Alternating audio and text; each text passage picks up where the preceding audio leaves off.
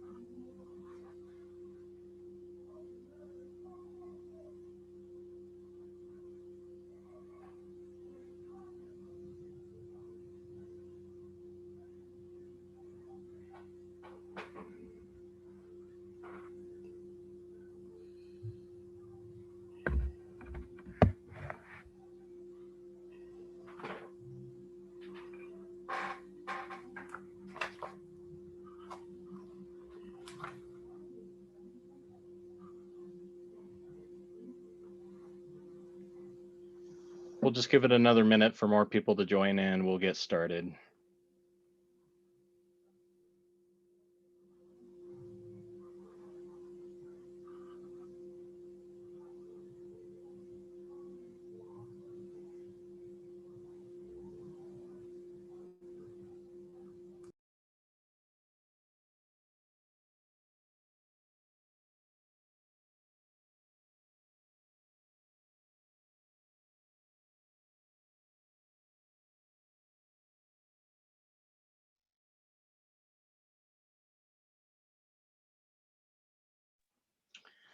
Other UPAN directors that's on the line, could you help me man the chats? Just so I have one less thing to read while we're trying to run things.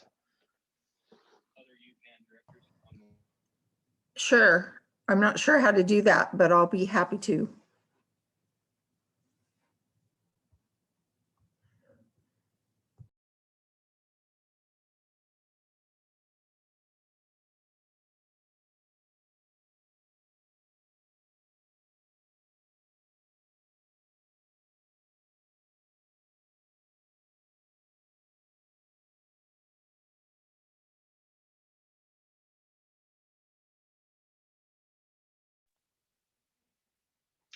Okay, I think we're ready to get started. Hi, how's everybody doing?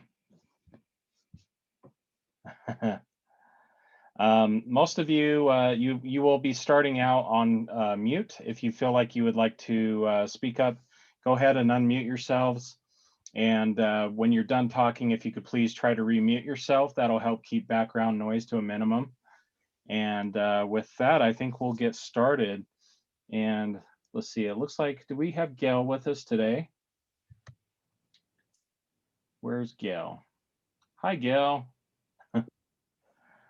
I would like to kick off the time here to introduce Gail, who is our new Director of Women's Issues for UPAN. And Gail, I'm wondering, sorry to put you on the spot, would you like to introduce yourself and maybe tell us a little bit about yourself and what your goals are with UPAN? And if you're talking, you're muted.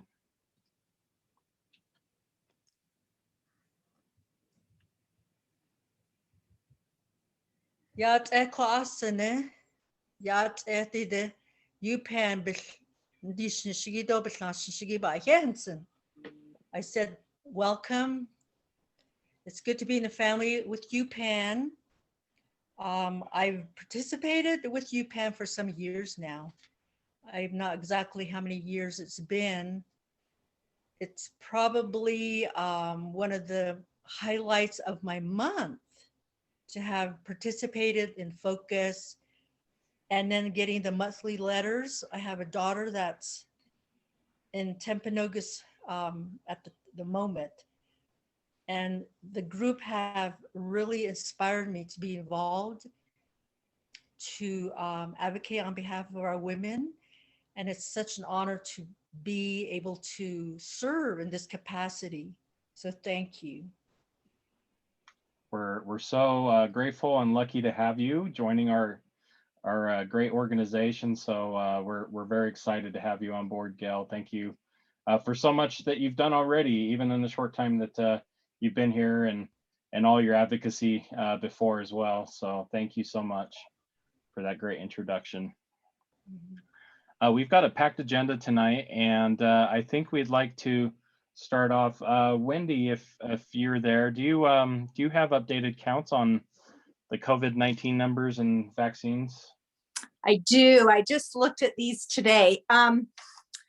So I have reached out to Director Washington and Caitlin this past week and haven't heard anything back, but I can't remember who forwarded an email that somebody got from Director Washington that said that 30% of the folks there in prison have been vaccinated and that they are getting 500 doses per week. Now that doesn't jibe with what's on the state's website, which is where you can get vaccine numbers that are updated daily as those numbers come to them. So the state site, you have to take it for what it's worth.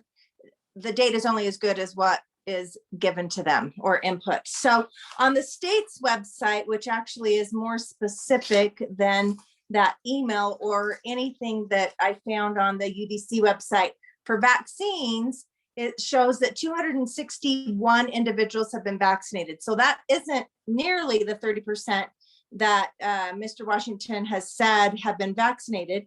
162 totally vaccinated for 346 total vaccines administered. So I'm not sure where the breakdown is. And I didn't have a chance to call the county health department there in Salt Lake or the health department down for Gunnison. It may be worth a phone call to them if any of you are concerned. But one thing that I would say is that I have heard reports that some loved ones are actually requesting to be vaccinated and are told, we don't know when your turn will come up, even though it's been opened to the entire state. So they've even tried reaching out to their care managers and have not been able to get information as to when their turn will come up. So I think it's probably a dual effort between the health department and just allocating a certain allotment to the prison, as well as those who can administer the doses. And I don't know if the health department is relying on the medical folks there to actually do the administration, which is quite a task, or if they're providing people to help administer those doses. But we certainly need to get more information on that. And I would just say, continue to advocate for your loved ones, making sure that you've got a current medical release form, which is the verbal, and Molly can help me with the exact language here because I always forget, but the authorization to release medical information. That's right, verbally release medical information. So that expires every 3 months, but we're hoping that at some point that could be a year-long release, but right now it's every 3 months.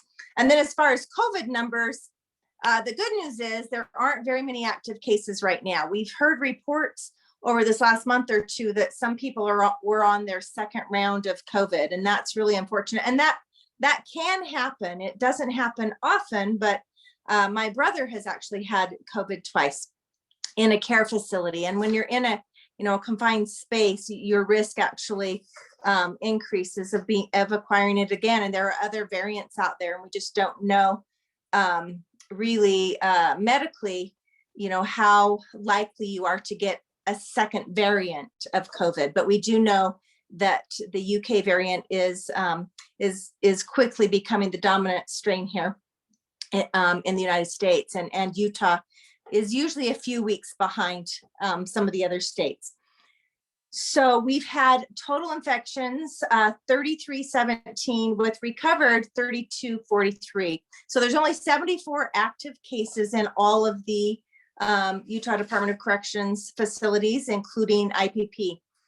Draper, there's 21 active cases right now, Gunnison 6, and then IPP 47. So I hate to say you can breathe this sigh of relief because this virus just continues to educate us. But I would encourage you to encourage your loved ones to get vaccinated unless they have a real reason to not be able to. I think that I think there's a lot of fear around the vaccination. I do have to share just a little story, and this is personal, but my family was raised not believing in vaccinations, and my mother was very much anti-vax. And when and there weren't very many available, honestly, when I was a kid, but I'm probably the only of the 5 children that ever received a vaccination. It was when the rubella vaccine came out, and I think I was in 5th grade, and my mom took me down there. She didn't bring any of the other kids, and maybe it wasn't approved for kids younger than I was. So I was the oldest, but she didn't get it, but I did. And I lived to tell about it, but it was the only vaccine I got my entire childhood until I went to nursing school. And I had to, I had a lot of the childhood illnesses, but I did have to get the hepatitis, A and B and all of those. Well, so fast forward to the vaccines that are available now, and I have this little genetic fear of vaccines, as does my dad. And I had decided I would get vaccinated because my husband has MS. And his doctor has shared with us, even with influenza, were he to get influenza, he needed to go straight to the emergency room. And so with COVID, with MS, it's actually his risk of death is the same as somebody who's 85 years old. And that's pretty substantial because he has mobility issues. So I had determined that I was going to get this vaccine for him. And he got vaccinated. He was eligible because of his pre-existing conditions. He was eligible before I was by about a week. And so he got his vaccine, and he actually ended up having an MS exacerbation with it. So it made me a little bit worried with his first dose. But I went in, and I had a good friend kind of hold my hand and go with me, and we did fine. I had a sore arm, I took some Tylenol, took some, of my other medication that I typically take for a headache, and did fine. And we both received our second dose a couple of weeks ago and did much better. He didn't have any problems at all. And I, again, had a sore arm. So really, I feel really grateful. Despite my fears, I did fine. My dad even, and he gets no vaccines, but he wanted to have a peace of mind. And he and my stepmother, they went and got vaccinated, and again, just a sore arm. So not to say that other people haven't had things like headaches or nausea or dizziness or things like that, but I feel very grateful to be able to go with my family this week. We're all vaccinated. We're all getting together, and to just have that extra protection. So that's my little spiel for the vaccine. But of course, it's a personal choice. But coming from somebody who was a little bit afraid, a family who has this genetic predisposition to not want to be vaccinated, I did extremely well. So anyway, any questions that I probably can't answer, but Wendy, I have been unable to get corrections to give me any answers about staff or officers that have the percent that have chosen to be vaccinated, because I really worry that's where it enters our prisons to hurt our loved ones. Have you found any sources for that information? No, It's not broken out. It's just those who are incarcerated, who are in detention, I think is what they call it on the state's website. And again, like nothing from Director Washington. So, Okay. no. Mardine Andrews is asking that she joined late, but she's wondering if we know when Wasatch will get the vaccine. So basically, Mardine, what Wendy has told us is basically that we're getting mixed messages. The prison is saying that they're doing 500 doses a week, but the state vaccine coronavirus website only has a total of 346 inmates between the two prisons having been vaccinated. So we don't have an answer for that. Yeah, and actually, Molly, to correct that, is 261 people vaccinated, but 162 are fully vaccinated, is what the website says. So a total of 346 doses administered. So it's very, very poor. Yeah. And Heidi's asking if they're separating inmates that are not vaccinated from those that are. And I'm gonna throw out an educated guess that the answer is no, because most prisons throughout the country are not separating vaccinated persons from those that are not in the prisons. And I'm really disappointed that the prison didn't receive a greater priority up there with the long-term care facilities because of the congregate living situation and the risk, of infection. But the other caveat there is, here's another thing to think about. You really should not be vaccinated within 90 days of having had the virus. And there's a couple of reasons for that. Number one, they think that you have pretty good immunity for that 90 days and even maybe up to 6 months. And we're just learning all the time about that. But number two, there have been more significant reactions. When you look on the VAERS website, which I periodically look at because that's how I am, I want to look at what's been reported. But those people who have more significant reactions that are on that website, many of them had just gotten over COVID or had COVID recently. And so they're on the Utah's coronavirus website. It really cautions you from getting vaccinated until at least 90 days after your COVID infection. And we've had, 3,000 plus infections.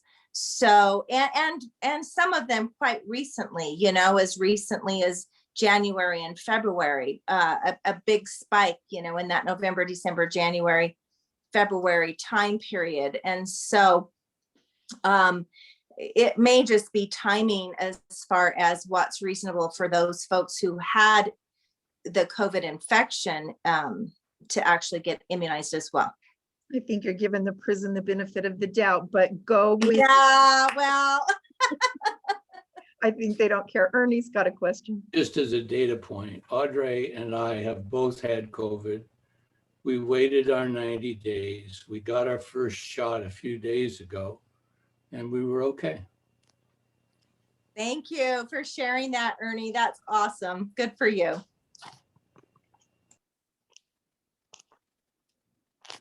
Okay, I think that's all I have, unless there's other questions or concerns, other than COVID. Can I mention what Deputy Warden Derek Zorn wrote? Sure. The women About the COVID? He said that, I'm just reading his response. He said, I was told today that the vast majority of women chose to accept the opportunity to get vaccinated. This is great news, and it will speed up our plans to bring things back to normal. And my daughter got her Johnson & Johnson vaccination last week. So it sounds like there's a good participation voluntarily from the women. So I went, oh, go ahead. I'm just wondering if maybe the women's section, one, because it's smaller, but two, because it sounds like Deputy Warden Zorn runs a pretty good facility, because he seems to get on top of problems that you report to him very quickly, where some of the rest of the prison, that isn't the case in other housing units. I think it's fabulous that the women were offered it and chose to get it and have had it. We're just hearing from so many other housing units in Draper and in Gunnison that inmates saying nobody's even asked them if they wanted it. So maybe the women's is leading off. I hope that means all the rest of the units will follow. I hope so. So do I. Thank you so much, Gail. You're welcome. I would also just like to say, this is Shane. I would just like to say I've got a loved one, because many of you have also loved ones in the IPP programs, the inmate placement programs, in county jails all over the state, as well as county jail inmates. And if you're wondering about them and some of the status, last week I had actually talked to the director of nursing at the Tri-County Health Department. They run the Uinta County Jail and Duchesne County Jail is in terms of the vaccinations. They're responsible for the vaccinations there. And the director of nursing had told me that she had confirmed that the Moderna vaccine was administered in early March in those facilities. I did have a loved one that was in that Uinta County Jail facility and was not actually given any information about the vaccine. We don't know exactly why. We think that might have been attributable to an outbreak that happened at the time in early March, and so after they have occurred. But then after I had spoken to the director of nursing, she said that she was actually returning last Thursday to administer second doses of the Moderna vaccine to both the Uinta County Jail and the Duchesne County Jail. And she was also going to have doses of the one-shot Johnson & Johnson vaccine.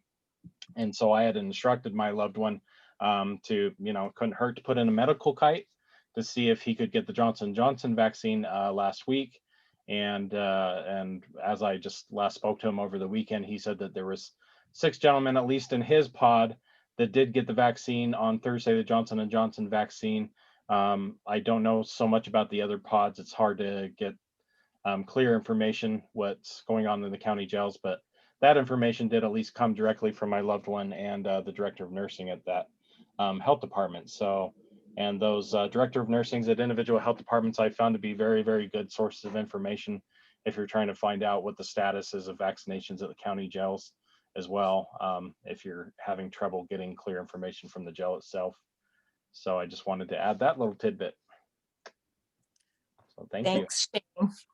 I think that's a great idea. I think there starts getting to be some confusion between people who have loved ones that are farmed out on IPP to the county jails versus people who have loved ones in either Draper or Gunnison, because the sheriffs of each county are the ones that administer the jails, and those health departments in those counties are the ones in charge of getting those jails the vaccines.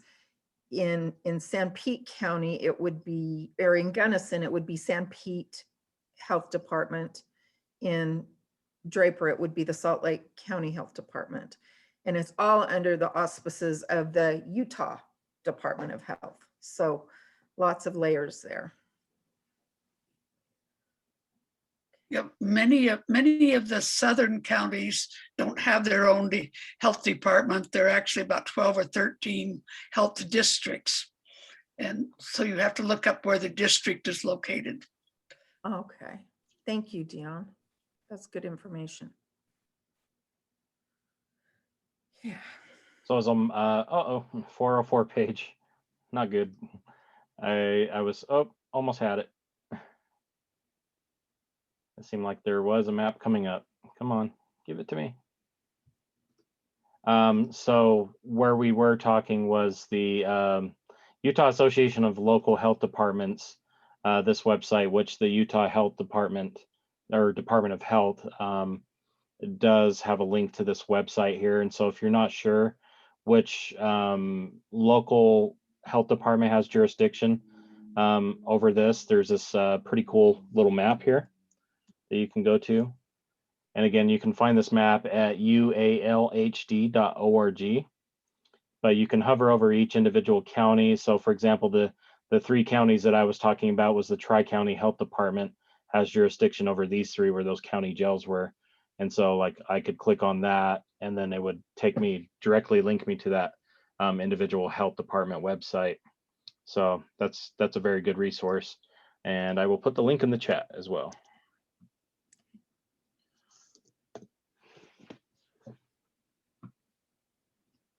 Okay, wonderful. Moving on, I thank you so much, Wendy, for those great updates. We really appreciate all the work you do for us. Yes.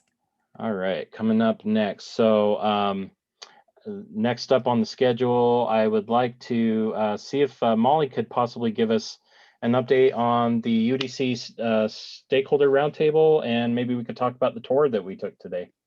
Okay.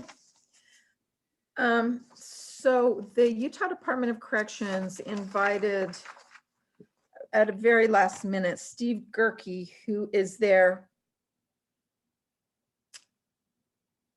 director. I don't have the whole email here that has his title, but he's the director of institutional excellence for the Department of Corrections. I find that just a little humorous, but bless his heart, he is doing his best to pull together a whole bunch of people for a stakeholders meeting for which the ultimate goal is to reduce recidivism. We had our first Zoom meeting on Wednesday, and most of the attendees are community agencies that provide services for people once they're already out. The only people that were involved, and maybe more were invited that just didn't show up, that are actively trying to work with what's going on in the prison were Upan and Prisoner Advocate Group, which is Ronnie and Sue Wilcox. And they were there. There was another woman that I'm spacing out her name, but she has a lot of history understanding gangs and with the issues that are going on in Utah State Prison and in Gunnison with combining rival gang members in sections and letting them out, and the fights that are occurring are of particular interest to her.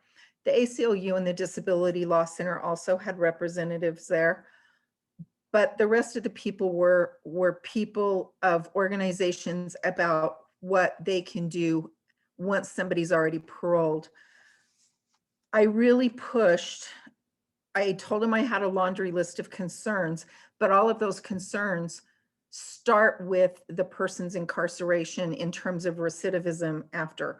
So from the moment someone is arrested until the moment they complete their parole, we have to, that's what impacts their success. We don't start being successful once they get out. Success and being able to not either reoffend or have technical violations is absolutely based on the foundation of what happens to them during their prison journey, during incarceration. And what happens to the families as well. It's a holistic view that has to be taken. I think they were receptive. We also talked about medical. We talked about, so Paige, Ronnie and Sue and I really focused on inmate safety. And I think they're going to talk more about what's going on later, so I won't get into that. But inmate safety, whether it's the dogfights that are happening between the rival gangs when they let them out at the same time, or whether it's moving vulnerable populations into a housing unit that isn't safe for those populations. And so Steve Gerke took the safety issues seriously, but he couldn't answer why, for example, a group of people who've offended sexually were moved from one particular area into an area that wasn't safe for them recently. Here's what that was a meet and greet sort of meeting. So we didn't have an opportunity to get into a lot of deep substance. So we have a working document that Steve has created based on what we talked about, and medical is another big issue. And he wanted us to look at what can we work on now that's easily fixable versus what do we need to work on long-term.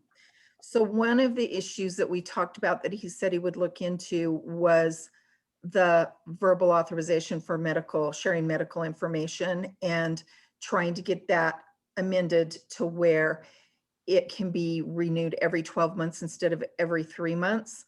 Wendy Parmley had submitted a revised one to the Utah Department of Corrections several months ago to Tony Washington that would be very simple. It would not require a notary, which is challenging for an incarcerated person, because they have to get it from the caseworker, sign it in front of the caseworker has to notarize it, and then the caseworker has to put it into the system for medical to get.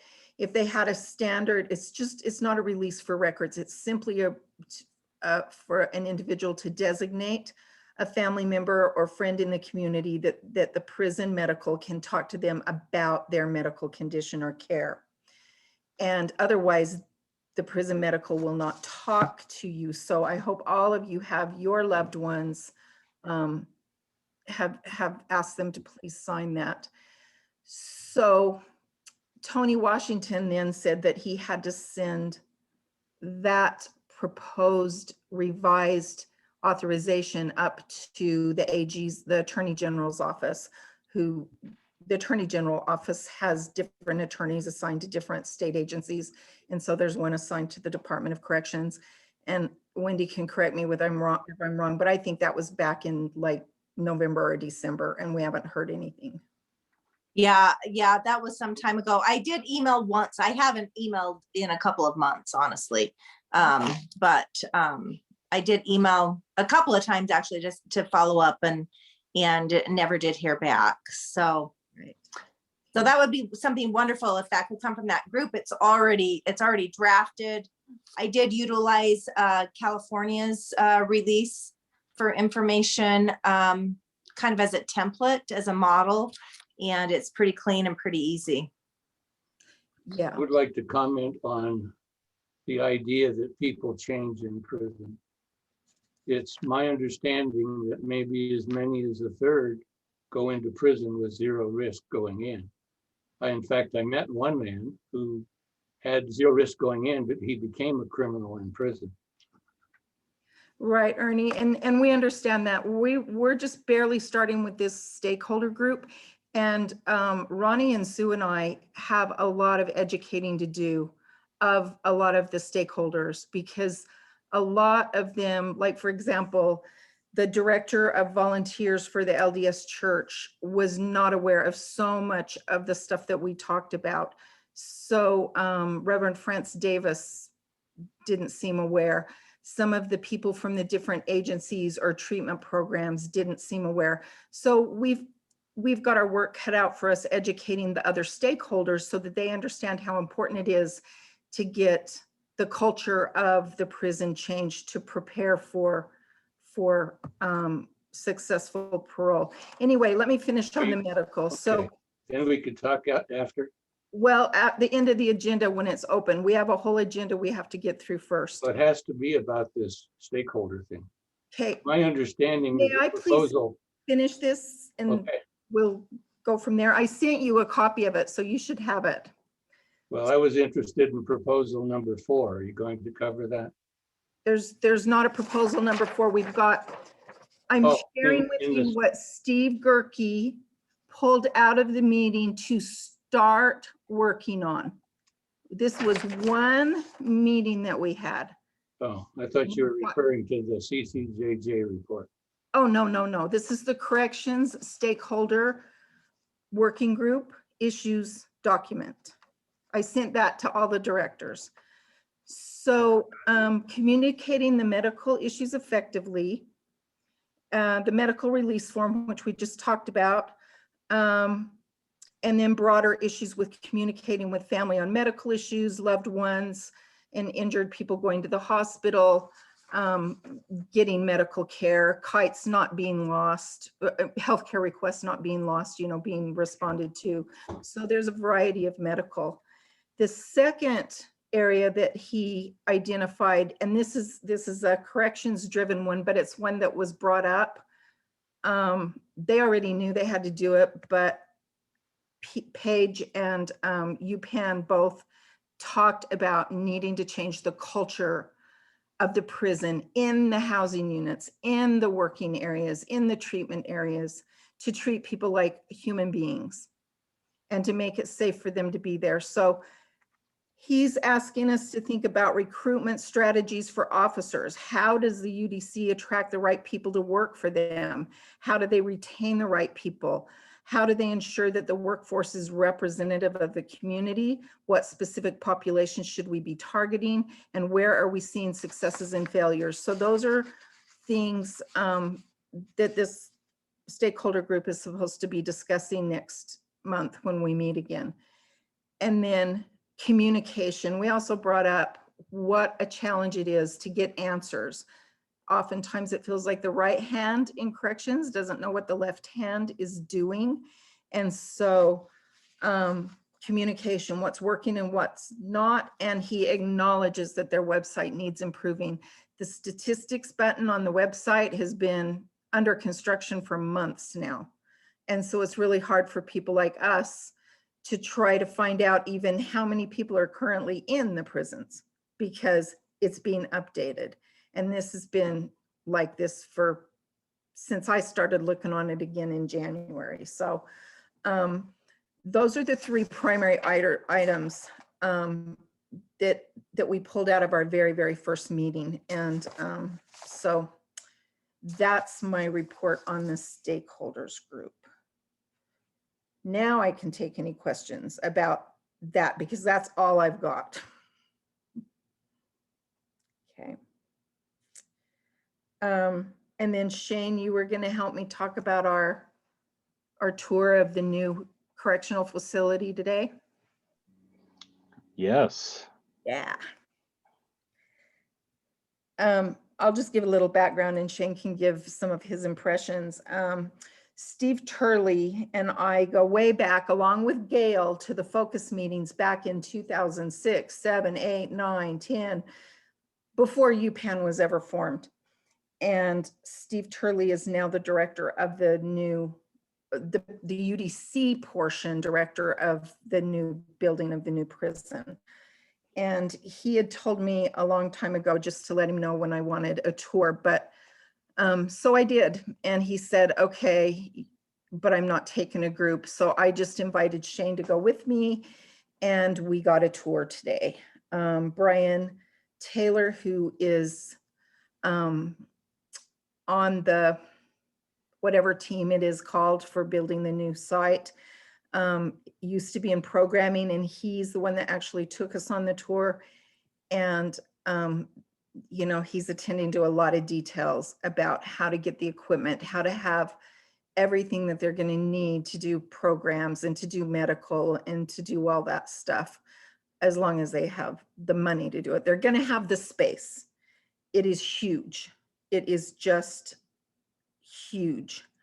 And Steve Turley at our last focus meeting was not kidding when he said the new medical and mental health facility is as big as a super Walmart. It is huge. They have areas for older people with medical problems. They have, it's not dorm, it's cubicles. And in some of those cubicles, they have it where you can just plug your oxygen right into that wall in their cubicle. So they're not having to carry around canisters, or if they have their CPAP machines. They've got acute and chronic areas in medical. They have areas for both the women and the men in medical. We didn't tour.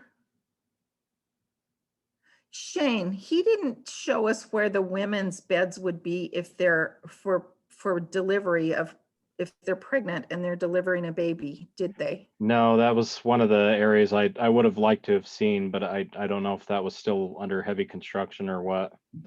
Yeah, everywhere we walked, except for a couple of places, there were still workers working on things. But we walked in buildings that were up and painted and had floors down. We didn't go into any of the buildings that were still halfway done. So yeah, that's kind of the preface of it. Shane, what you want to share, what your impressions were and your hopes and your dreams and your disappointments? My hopes and dreams and disappointments. Wow, that's a loaded question. Right. No, I was overall, I mean, I was pretty impressed by the facility. It's way out there by the airport. So you're taking I-80 all the way down to 7200 South, then you get on the frontage road. You go down this long road and you almost can't even see it from I-80. I mean, it's just something just barely off in the distance, but because a lot of the buildings really aren't that tall, they're maybe 2 stories tall, and they're painted in such a way that they kind of blend with the environment around it. But when you get up, you come upon it, and it is like a city out there. It is really quite remarkable. They've got their own, like we're showing on the screen here. They've got a lot of their own substations, a lot of its own infrastructure out there.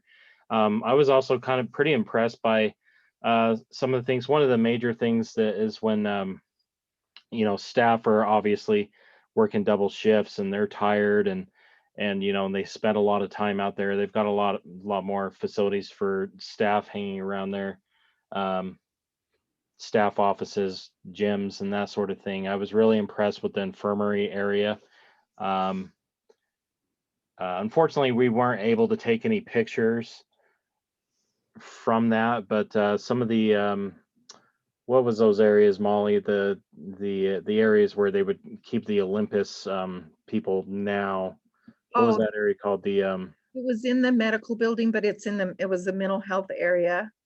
mental health area, and they had stacked sills in such a way, and they had things like protective bars so that people couldn't jump off of like the second story, do a head plunge off the second story, things like that. That's obviously pretty terrible that when they happen. You could tell that they were very much have thought through a lot of different scenarios.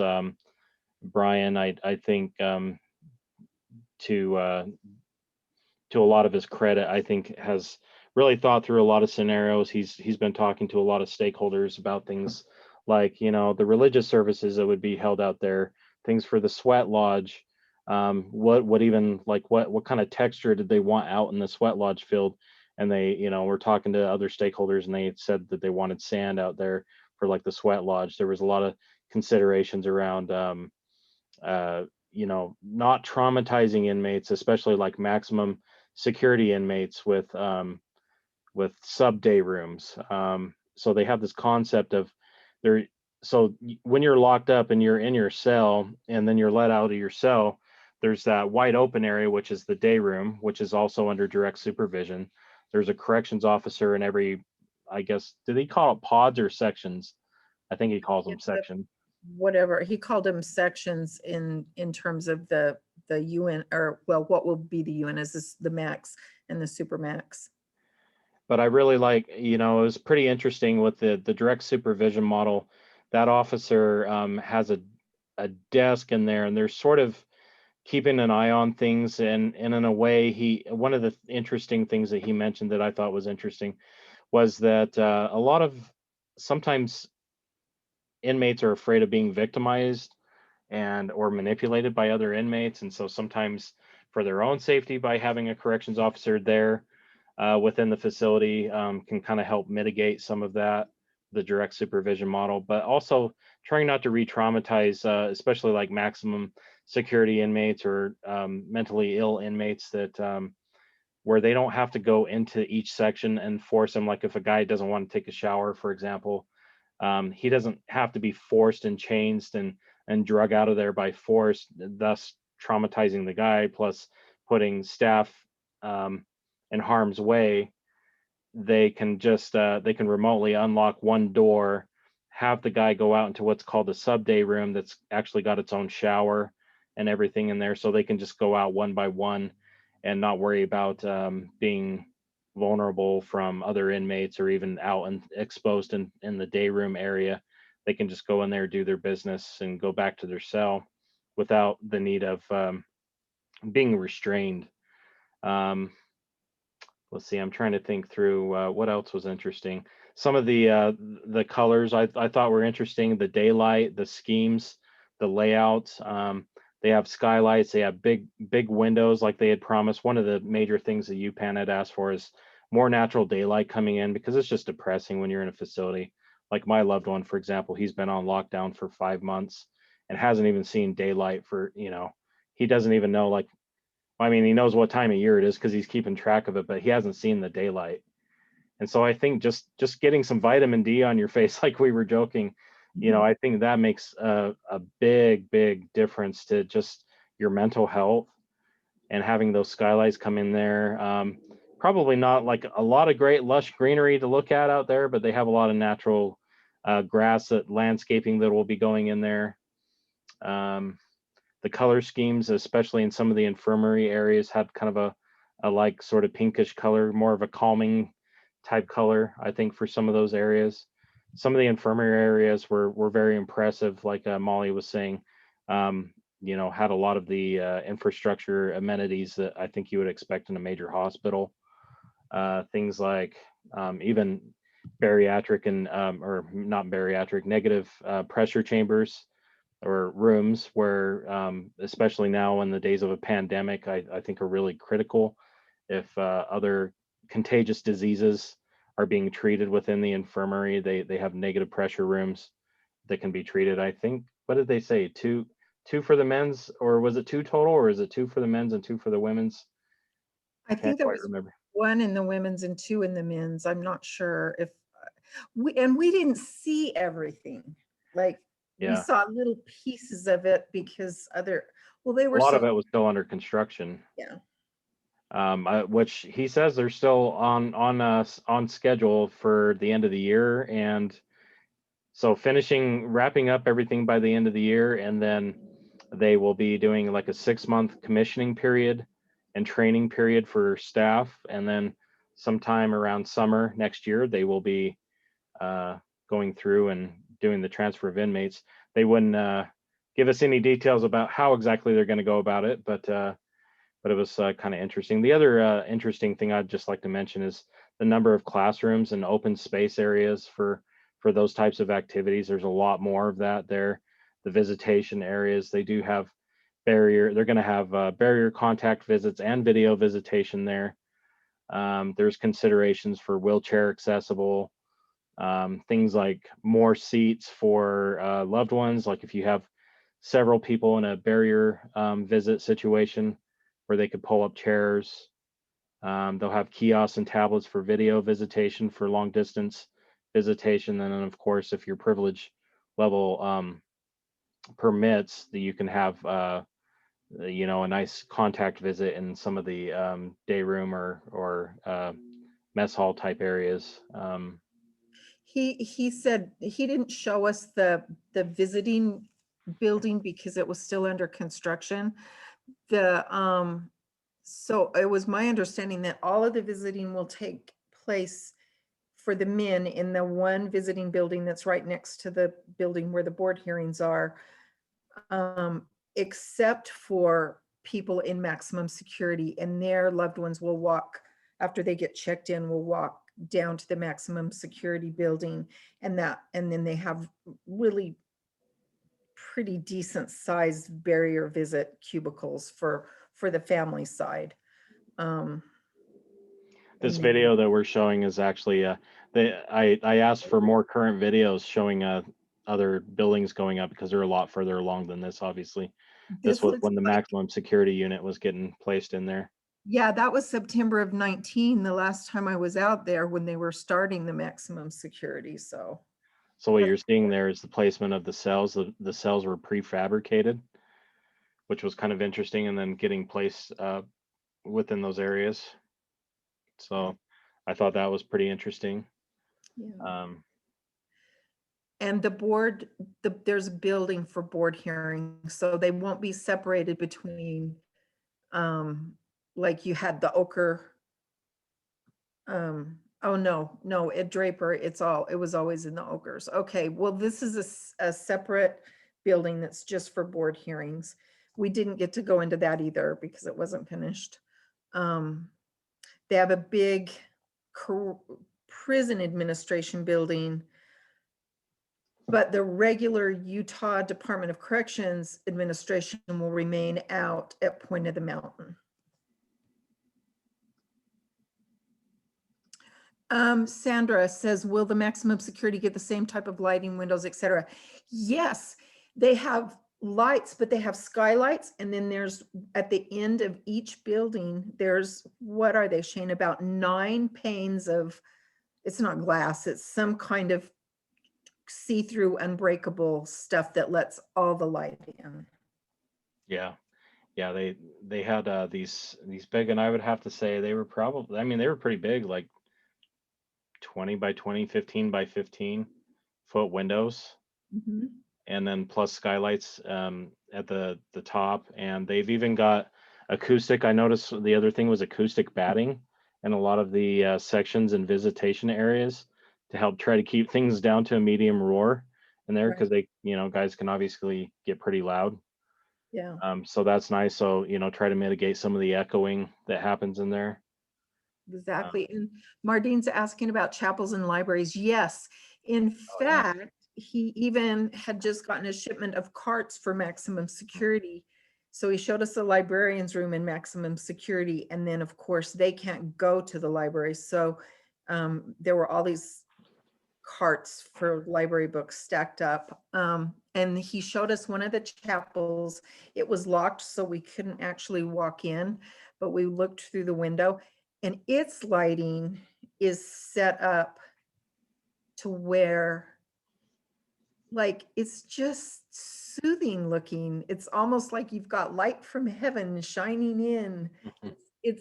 I'm being a little melodramatic, but it's really cool compared to what those guys have had to date. Yeah, it was very impressive. Like this is what some of the units at Gunnison look like. Some of the layouts and the plans of these, that's probably not too much unlike these. And unfortunately we couldn't give a lot. We couldn't take any pictures. It seemed like the tables themselves they're bolted to the ground. They have 4 stools around there and a 5th space for that's wheelchair accessible. A lot of the cells are still kind of situated this way. You can see the bottom row of cells are kind of tucked further in there, and the top ones are kind of further out. You've got places for TV. You've kind of got a desk where the corrections officer can sit and kind of monitor things from within. Yeah. It looks a little bit like that. Yeah. And there are going to be chapels in so they've got 4 general population buildings. We only toured one, and he told us we toured the smaller one, which it was pretty big. But then you've got this big, long building in between, so that half of the building is for the units on one, like on the east side, and half on the west side. But they have all the classrooms, they have a basketball court, they have the gym, they have and the dining halls. They'll be going to dining halls to eat. They won't be having clamshells brought to their cells, except for in the maximum security.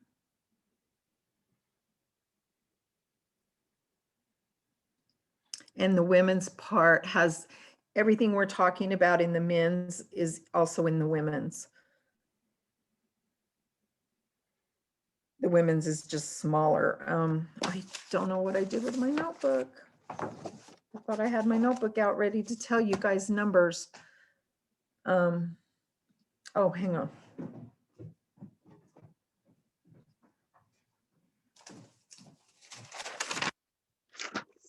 So with the whole prison is 130 acres. And so they have, in the general pop, they've got 4 dining rooms. So 1 dining room in each of the buildings. They still, for substance abuse and sex offender treatment, that's in a different building on a different site. It's one big building, but half of it is, one side is dedicated to substance abuse, the other side is dedicated to sex offender. And then all the women's stuff is together. And they have 3,809, 3,809 bed capacity total, but 90 of them of those are in the medical unit. The medical and mental health. So we're going to have a much better facility for medical treatment, as long as there's funding for all the doctors and therapists they need. Let's see. There's a 12-bed infirmary in the men's, and I didn't write for the women's how big their infirmary was.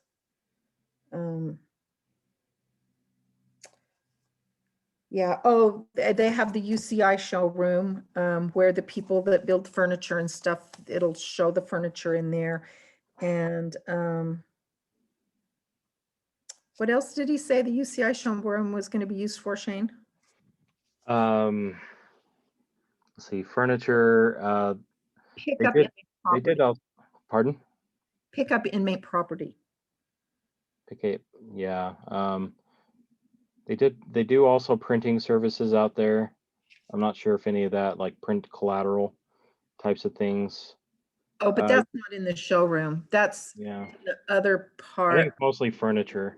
Yeah, the showroom will have the furniture, and then property pickup will be in that same. So that's easily accessible to the public without having to be processed is what it seems like. You won't be processed in order to go to that showroom. Isn't that what you got? Yeah. Yeah. That's my understanding as well. Yeah. But anyways, so we extended an invitation to Brian Taylor and Steve Turley to come back maybe when we get closer to during the commissioning phase of the prison. Maybe they could come back with some videos or photos and introductory. We did ask about the possibility of doing public tours, and I think they said that was going to be up to DFCM. Wasn't that his answer? Yeah, that's all up to the facilities management. If they're going to be, he thought they probably would, but he couldn't answer that himself. Yeah, it seems like a good opportunity to bring the public in there to see what the facilities look like and what the finished product will look like. So that's something to watch out for, maybe early next year. Yeah.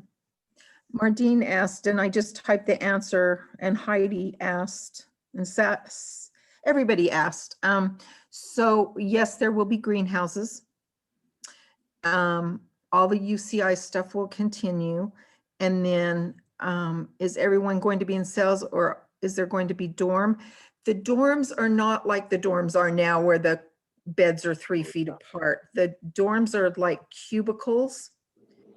And they're only 1 bed high, they're not 2. And then there's a 4-man cell where you can, I guess. Trying to find something that looks even remotely like it. If you ever watched Orange is the New Black, those are the cubicle cells, but the 4-man cells, have 4 people in them, and then they have 8. I'm not trying to be sexist. Same for the women, but 8-person cells.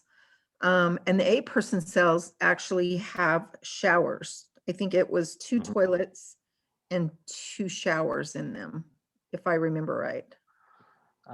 It's somewhat, I mean, the configuration is maybe somewhat a little like this. I'm not sure if they're putting lockers underneath we should ask if they're putting lockers underneath the beds, huh? I asked if they had to do boxes, and he said they're going to still be using their boxes, their totes, or whatever it is they use. But they do have, there's a couple of items that are on the wall. One's for ventilation, one's for speaker, actually 2 for ventilation, sometimes depending, or in the cubicles themselves, they've got coaxial cables. They got their own power outlets in there. They've got, in some of the cases, some of the geriatric areas, they've got tubing for like CPAP machines that they can plug, I think, right into the wall, and oxygen machines that they can plug right into the wall. Some of the normal ones, depending on like if it's more kind of like a bullpen. Sometimes I think most of the bullpens, they're like seem like they were double man, or two beds per cubicle, I seem to remember. And they had like a shelf for a TV. They had a writing shelf. They had a little place to sit down and where you could like write letters. They had obviously a toilet and sink in there. Had a little thing on the wall where you could hang up your clothes. Yeah, kind of cool little things they've thought of.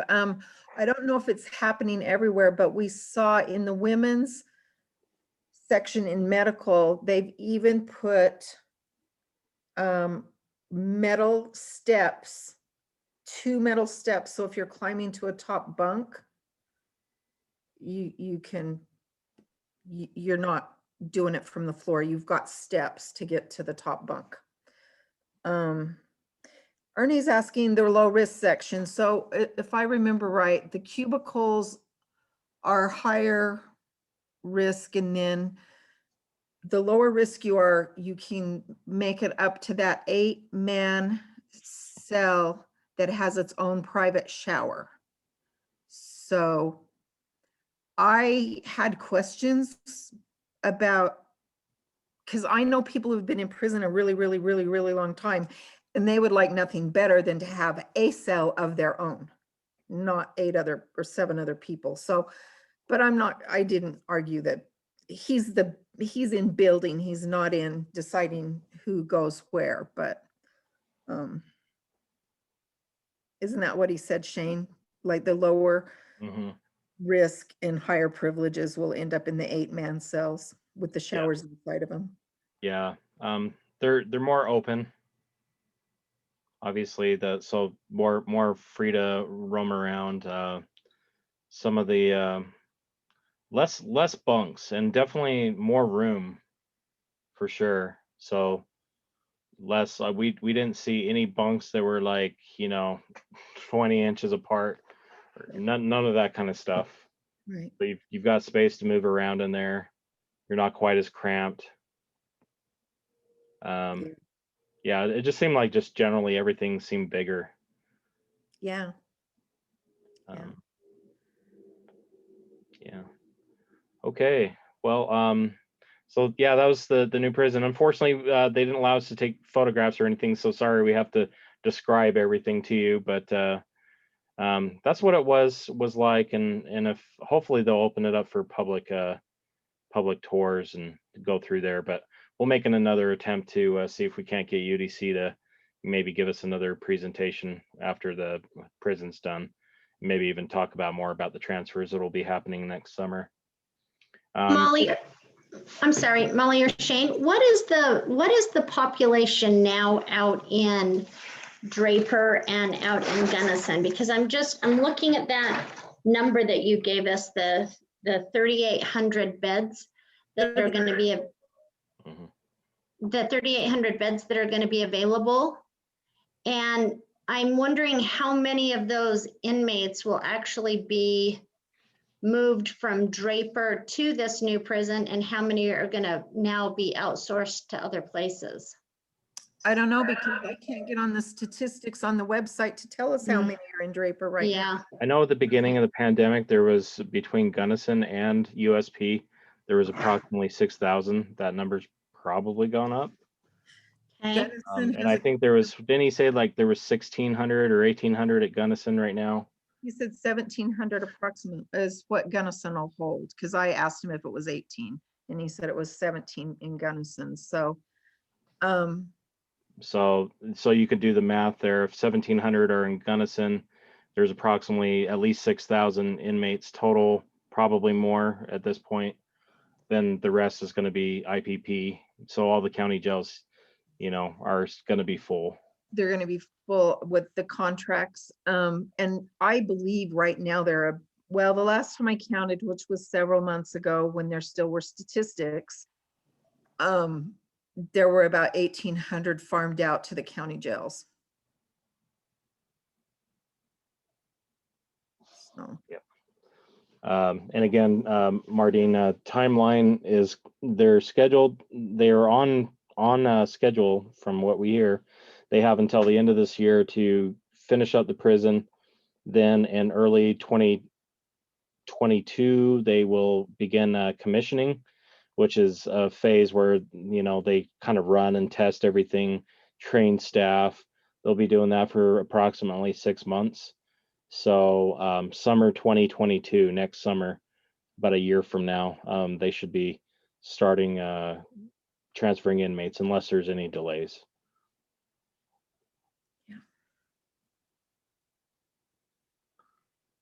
so my hope, I think the facility is going to be amazing if they get their budget up and funding from the legislature to actually have enough medical staff, have enough mental health staff, have enough officers, have enough teachers for education, have enough therapists.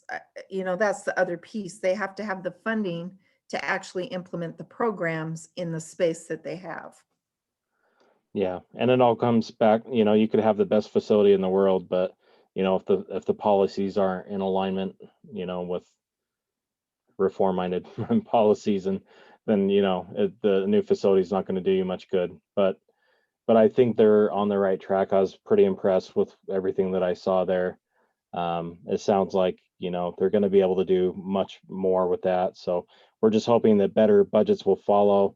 And if, you know, just paying attention to any of those criminal justice committees that meet, you know, I mean, pretty much, I don't think they're going to be too stingy with the budget. You know, all they need to do is just, you know, they need to ask. So, and I think with the location of it being out there, and I think with some of the newer amenities, I think that's going to probably draw some of the people to the new prison in terms of staff and hiring, but hard to say. Yeah. So with that, we are way past our time. Real quick, so Dion, did you want to tell us about the new board appointees and Director of Prison Operations? And you're on mute, Dion.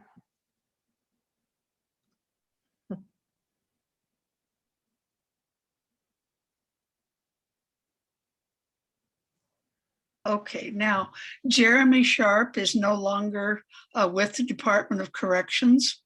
There's a new Director of Operations, and his name is Spencer Turley. He comes from Probation and Parole in the 3rd District. That's the only announcement I have, Shane. Region 3, and then there was the 2 board appointees as well. I'm not familiar with those. Oh, it was somebody else. Maybe it was Faye. I've got those pulled up here. So essentially, so the Board of Pardons and Parole, Spencer Cox had appointed 2 new board members. And sorry that the other names that they're replacing escape me, but the people that they're replacing is Blake Hills and Melissa Sturba. So they were confirmed by the Senate Law Enforcement and Criminal Justice Confirmation Committee on April 7th. And they haven't published the minutes yet, but I think it was unanimous. Lake Hills is, I want to say, was he Summit County? Who knew about that? Was it Faye? Somebody knew about that. Yeah, he's actually Salt Lake, I think. He He's was a prosecutor. prosecutor, but Let's serve as a he was defense attorney. speaking, spoken of really highly. You know, the level-minded, level-headed person. Melissa Sturva, she comes from, her parents are involved with criminal justice, lawyer, judge, and so she's been a public defender for 4 years. But she's very well spoken, and you know, people spoke really highly of her as well. She had a little bit more controversy where, hold on, sorry, popping in. Senator Weiler said he received many people reach out to him in favor and kind of against her appointment. As he weighed both of them and then spoke to her directly, you know, he felt comfortable recommending her in her position as a new board member. So they were both unanimous in the committee recommendation. Now it has to go before the full Senate for a vote. So I think we'll do pretty well with them. We'll just see how it goes.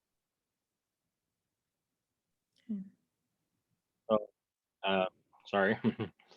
So if you wanted to listen to the audio, it looks like we don't have video.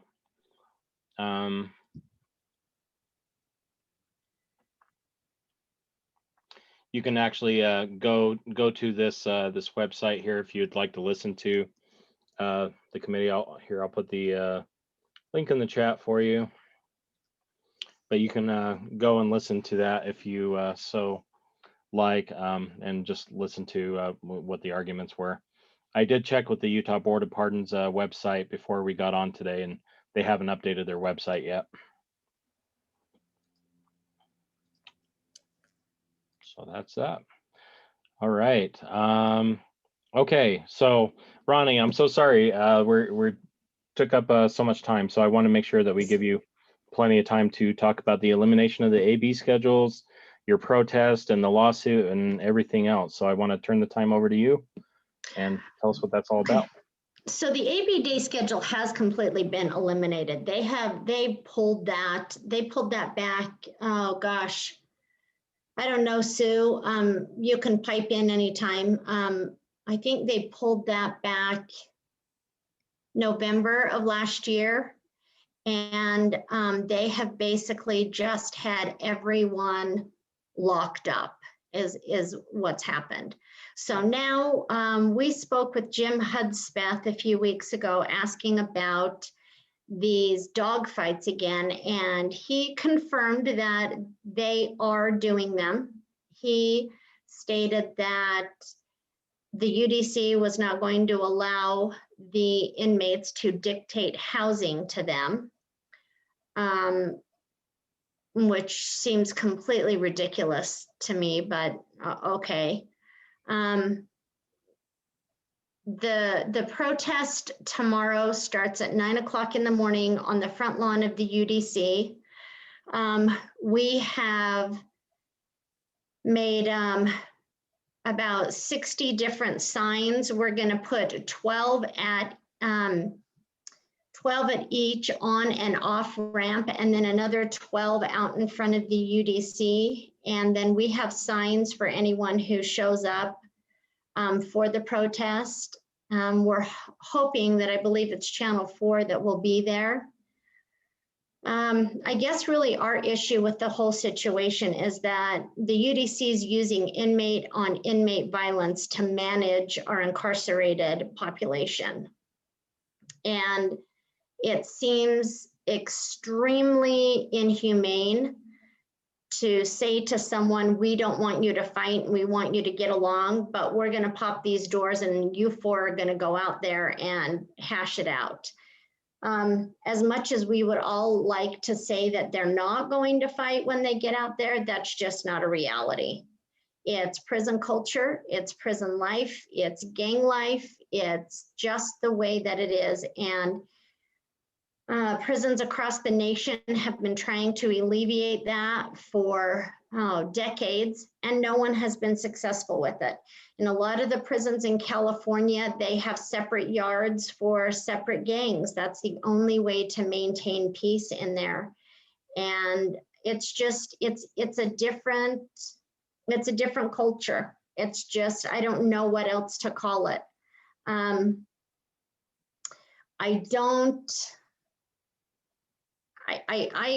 don't know. I'm going to be completely honest and upfront about this. I don't know how much good these protests do. I don't really know as though the UDC really cares one way or the other. I think that I spoke with the Governor Cox's office this afternoon, and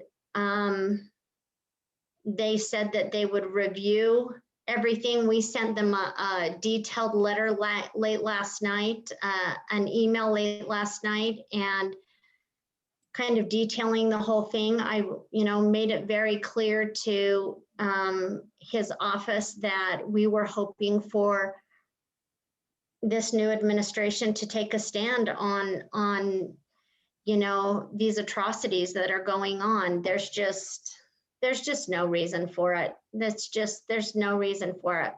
We're dealing with men and women, in this administration who are, intelligent people. And this is the only thing they can come up with. Like, you gotta be kidding me. Like, this is the only thing that you can come up with. So, if you guys can make it out to the protest, we would appreciate it. We need as many numbers out there as we can get for the UDC to take this situation seriously.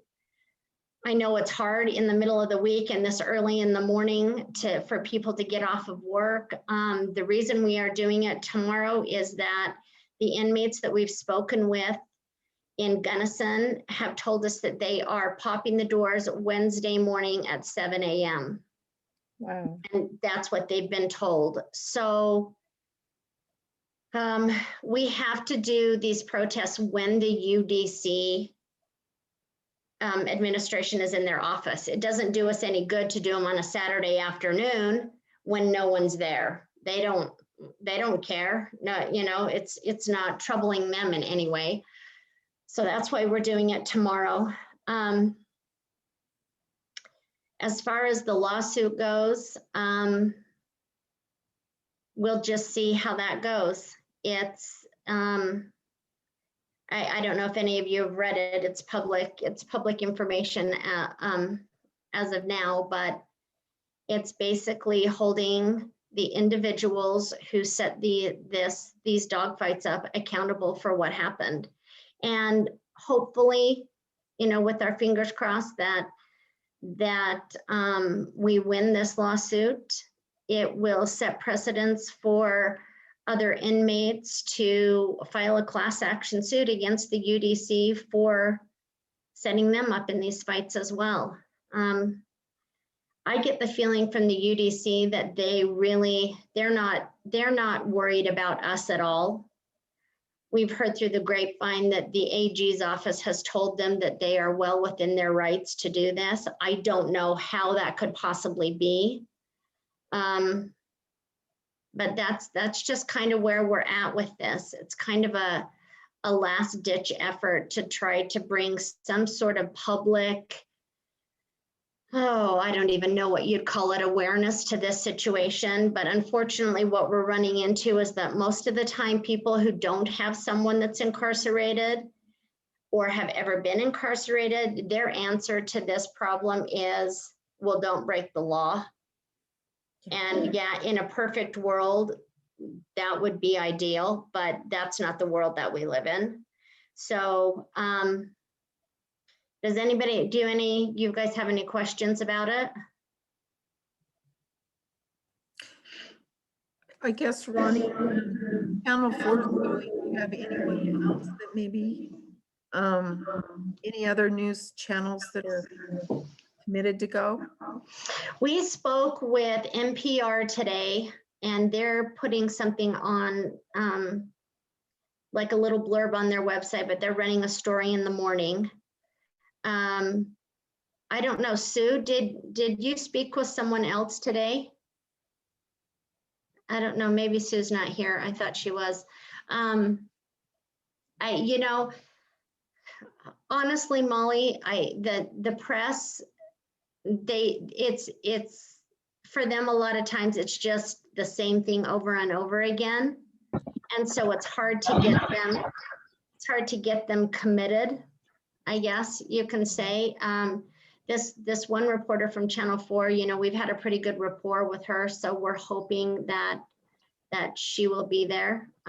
Sue, did you have something? Yeah, sorry, I thought, anyway, I did speak with NPR today in their radio show tomorrow between 6 and 9. They'll do the broadcast of that interview. They aren't going to be able to have one location, but they are going to broadcast that. Sue, yes. we can't understand you. Okay.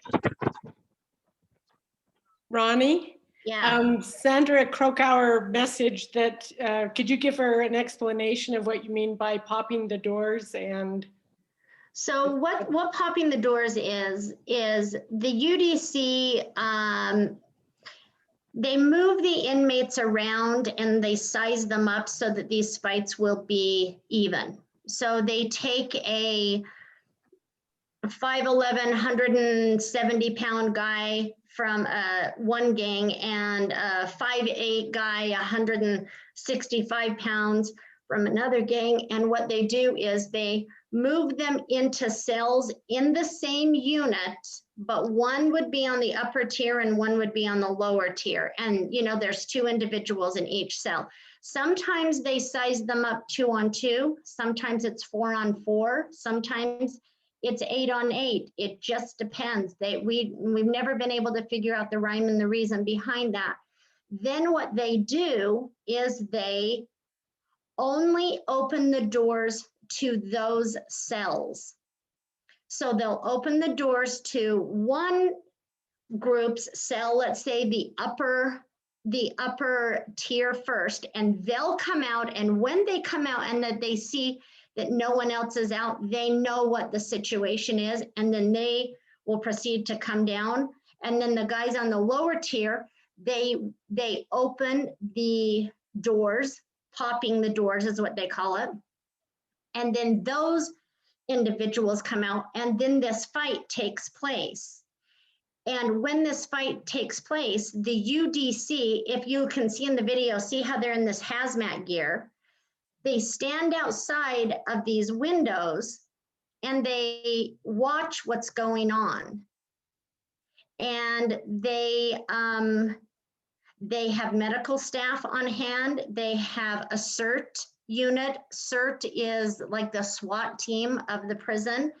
They have flash grenades on hand. They have live ammunition on hand.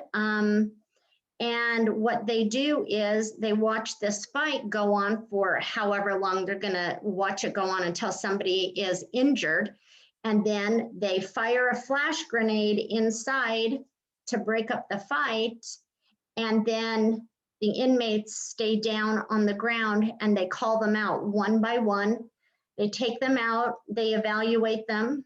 If they need to be taken to the infirmary, they take them to the infirmary. And then later on down the line, they charge them with riot and aggravated assault, and then they put a gang enhancement on that. So now they are serving, some of them now 25 to life for a situation that they were put in intentionally. So that's where we're looking at the violation of their rights, is that, you know, Molly, I know, is as passionate as we are about the safety of these inmates. And I just don't see the reasoning behind putting people into a situation knowing that they are going to assault each other. It's a given. If they didn't know that was going to happen, those guys wouldn't be in those hazmat gear right there. If they didn't know that this was going to happen, there wouldn't have been 15 of them standing outside of the window when this situation happened. And we had a phone conversation with Jim Hudspeth one time. And I asked him how long it normally takes for their team to get on top of a situation. And he said, on a good day, 2 to 3 minutes, normally 3 to 5. Now, this situation was set up, the guards have admit that it was set up. This fight only lasted for literally 20 seconds. And look at the damage here. You know, what was the reasoning behind this? To hold Jaeger in prison for an extra 5 months? What do they think they accomplished by doing this? They didn't accomplish anything. They accomplished nothing. Absolutely nothing. And so I'm so frustrated with it because we can't seem to get through to the UDC that this is not a solution to this issue, and that, you know, if they really want peace in this situation, sorry, my clock's going off. If they want peace in this situation, they are going to have to separate these individuals. It's just a given. They don't get along out on the streets. They're not going to get along in prison. They just aren't.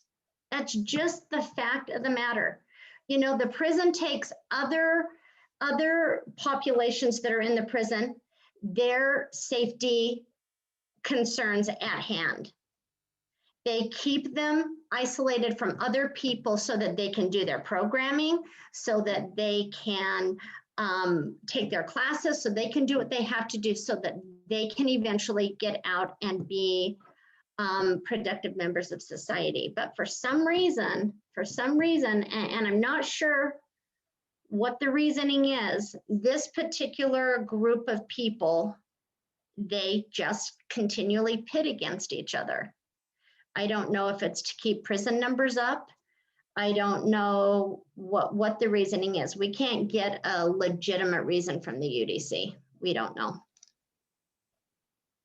I'm not an expert, but it just seems that you could take one group and they get to be in Gunnison and the other group gets to be in Salt Lake, and there you go. You know? It seems, I mean, does that not seem like a very simple solution? Yeah, When we programming and whatever.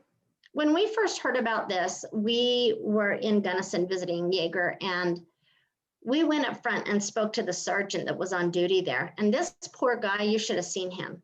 He said, the guards don't want to do this. We don't want to do it. You know, I mean, he was like, you know, we get to know these guys. Like, we don't want to see this happen.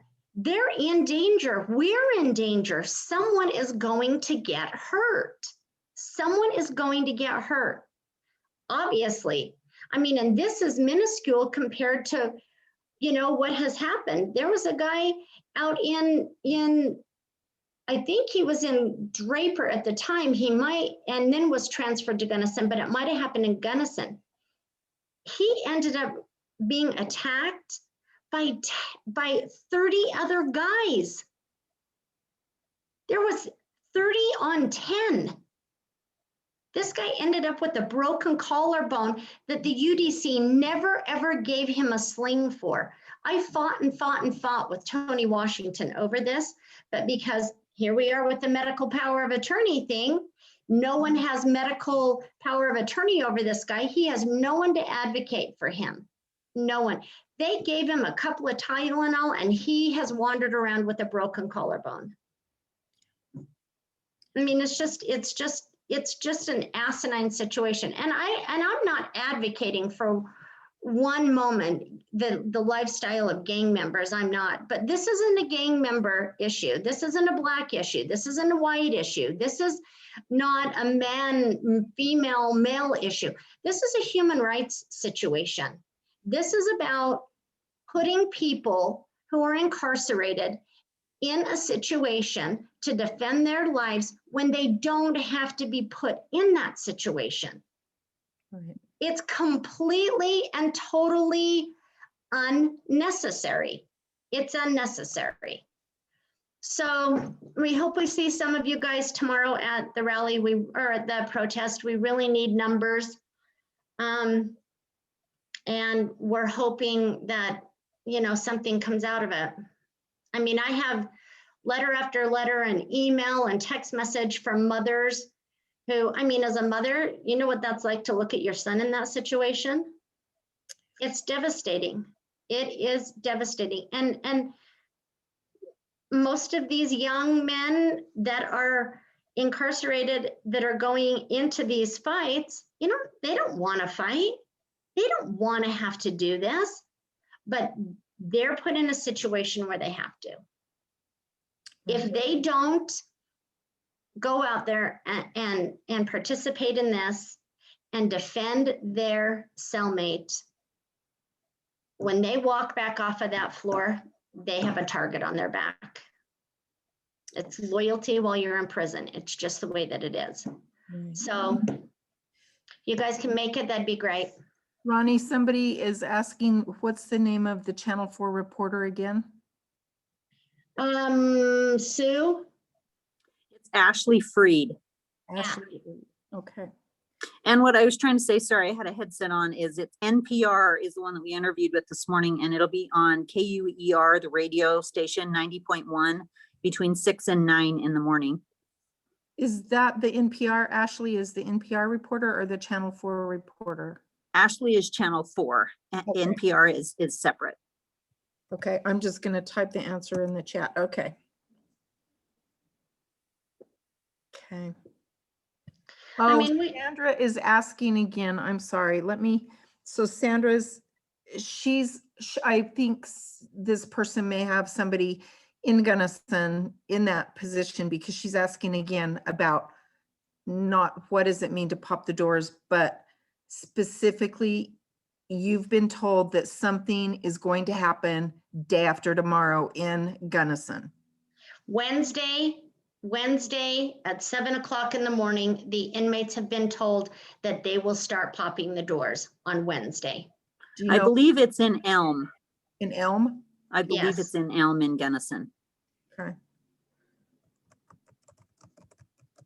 It's the section that they've turned into a temporary or like a provisional population for the guys coming out of max. So they come out of max, they have to go into this section and prove that they can get along. And then if they can get along, then they can stand there for a while, and then they'll move them to regular max. So it's kind of an intermittent population test.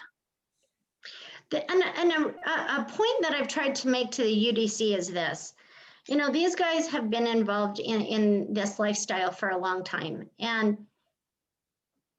let's say that the UDC takes them aside and says, hey, Jim, can you get along with everybody? And he really wants to get along with everybody because he could possibly go home in a few years. He wants to get along. He doesn't want to fight. But he's got these rival gang members who hate his guts. And he can say, yes, I'm going to get along. I'm going to get along. Well, this guy in this other gang, he wants to kill this guy because he hates this guy from way back when. So this guy says, yep, I can get along with everybody. I can do that. So then they move these guys into these sections where they're trying to integrate them.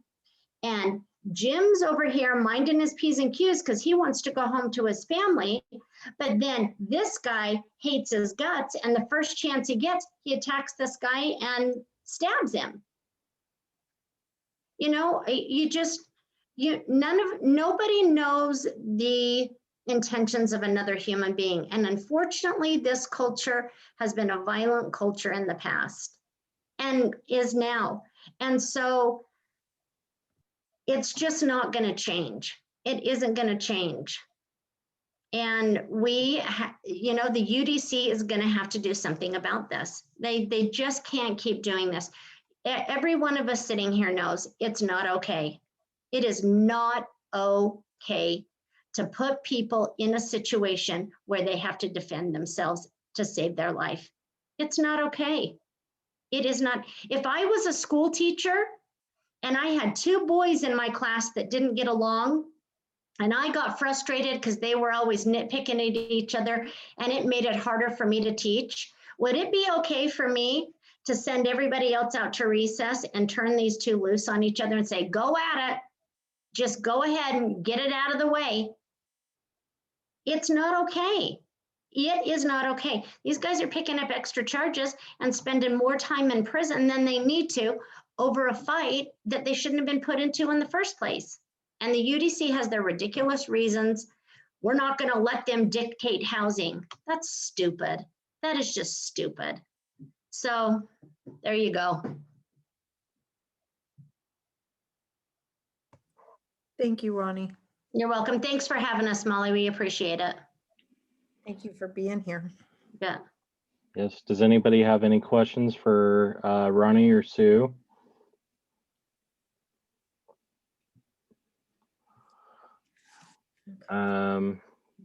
They say, thanks for all you do, Ronnie.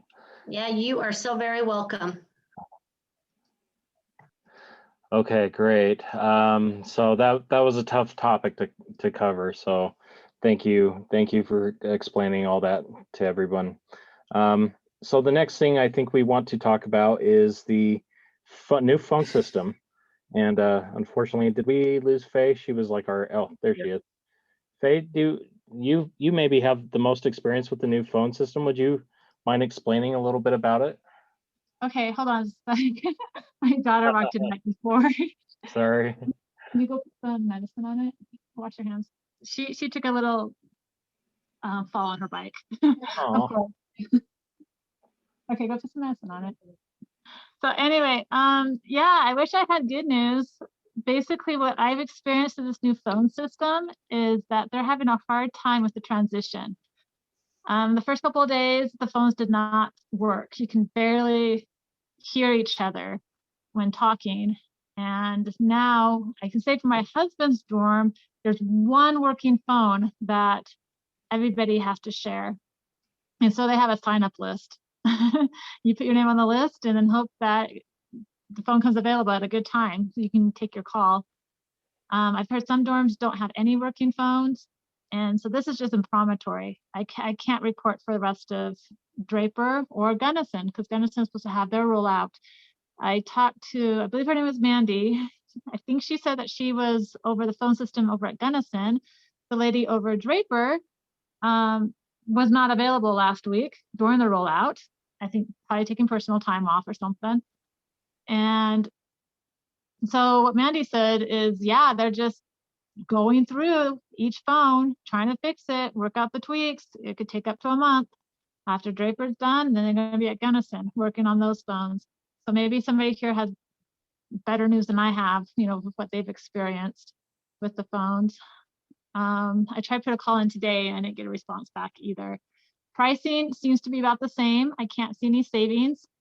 They said that intrastate calls should be 10 cents, but that's not true because calls to my Utah County number from Salt Lake County are still the 19 cents that they were before. And it seems to be pretty complicated on the inmate side of what pay option they want to use, whether they're using one of their free calls, whether they want to use money transfer from the commissary, or if they're using the money that I put on my own personal phone. And so it's kind of hard to plan, oh, I'm just doing a short call, I'll use these funds for it instead of using up one of my free calls. It's just kind of, who knows? So it's a really rough rollout, and I don't really have any good news or good things to report, other than my husband has one phone that works in his dorm, and some on Facebook have said that other phones are working okay, but maybe we just open it up and others can share their experiences.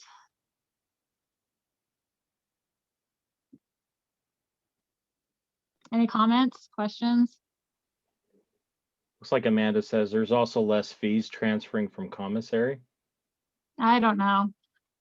When I try to put $50 on our house phone because that's I'm using a Salt Lake number for that one to save some money. And so what they do is they charge you the 50, but then I had to pay like about $5 and $3 to the phone company $1 something to a third party, plus another few cents to some other party. And then when my husband made a call on that phone, you know, it was the 10 cents per minute plus tax. So I don't know what the inmates are going through with their side, if they have extra fees they have to pay or not. I don't have anyone in the Utah system right now. But I was reading on, I guess it was on the Facebook post, or maybe, I don't know where it was, but apparently they're automatically making people use their 15-minute calls before they'll go to the paid calls. And that might be, Yeah, I can't confirm that either. It's really hard to know. My husband doesn't even know what he's using. He'll just take what he can get when he can get through. So it's hard though, because I mean, after no contact visits for over a year, and they're just barely rolling out the video visits. And now, like the staple for connection through this whole time was the phones. And we just lost the phones in a sense. So it would have been nice if they got some other things working and in place better before they took the phones away too. And it doesn't make sense why they had changed contracts when the whole system's changing in another year and a half when people move over to the new prison. It was also a little frustrating when you can't get refunds. So if you had, I mean, you can, supposedly, we're still waiting. We made the phone call, but we've yet to see the money. And then the money that was on the prisoner debit card, the prisoner doesn't know, you know, they don't know where that went. We're hoping to see it, but I mean, there was a good amount of money all tied up and it's just kind of poof, where does it go? And that's super frustrating. And I agree with who said, yeah, no notification. And so our loved one called, I don't know how many people, and none of us were answering because we didn't even get notified that this was going to change. That was ridiculous. Oh yeah, and then the number that comes through the cell phones is potential spam. So it took quite a while for people to figure out that spam number was actually their loved one trying to get hold of them. So, I mean, I'm going to call again and keep on them, trying to get these phones working, but I think it's unacceptable. It was pointless. The only thing I can imagine is maybe IC Solutions stopped wanting to provide the free calls because the prison had promised when they stopped paying, then the prison would cover those costs. And so maybe at this point they went to a cheaper alternative for themselves, but they're going to end up losing money because people can't call and talk to their loved ones anymore. So yeah, someone just said it was by luck that they answered after 2 days. So that's all I have to say. It's just another frustration that we have to live through as they make this transition. Yeah, so Silvana, it sounds like you had some experiences. Would you like to share what your experiences were? I see your chats here. Yes, as again, you know, I had the number of my husband memorized on the phone. So I knew that the system was going to change, but I had no clue, you know, nobody said what the number would be. So he must have called me many times. And of course, you know, was not a number that I had in my phone, in my contacts, and I never answered. And then I think I had an appointment, or no, I know that he usually calls me around the 7:15 in the evening. So one day I saw that he had, you know, that from that phone number, I had received 3 phone calls. And so finally I decided to answer. And yeah, sure enough, it was him. And he said, you know, there are so many people that are having the same problem. They don't answer because they do not recognize the number. So yeah, that's it. That's all I have to say. It was frustrating. What if I'd never answered, you know, because I usually don't answer. I said, you know, if it's somebody else, they will just leave a message. But of course you could not leave a message. So I decided to answer. But... Wow, yeah, that sounds extremely frustrating. Thank you for sharing. And it looks like Amanda, you also had some experiences you ran out of money, the free calls were accessible. Anything you'd like to share? Yes. So my husband was hearing from other inmates that that's what happened. So we just kind of tested it out. And once we ran out of the initial amount of money I put on, I've received now 2 or 3 free phone calls, free 15-minute calls so far. So today. So my guess is that those run out and then they have to, I don't know. Are they really only accessible when there's no funding there? Like, I don't know what that bug is necessarily, but as far as also with the money situation with the fees, I think if you do the math, like if you can put like $100 on their commissary, they can transfer money from the commissary. And the fees, I want to say, is like $6.95 or something like that for $100 on the commissary. And just per dollar, that amount of fees compared to the fees of putting $50, which is the max with Connect Network or something like that, is like, I don't know, $5 and something cents, because it takes money out of the 50. So anyways, that's what I was talking about with the fees that we've also found has been helpful, because he can transfer it from his commissary, and he's not charged any fees when he transfers it. So there's another loophole or something that maybe can save a few dollars here or there. Oh, that's great. Thank you for sharing. We appreciate it. Anybody else got any more comments about phones before we talk about CCJJ?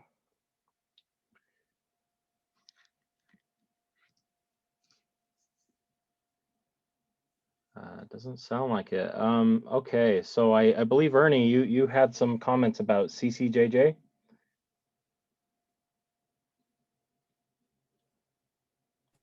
Okay, I think I'm on now. So the CCJJ just issued a report in which they say they are going to try to improve the performance in terms of lower recidivism and so on. There were 4 proposals in that report. Proposal number 4 is that a committee of former inmates would be put together to help them to understand the problem in real terms.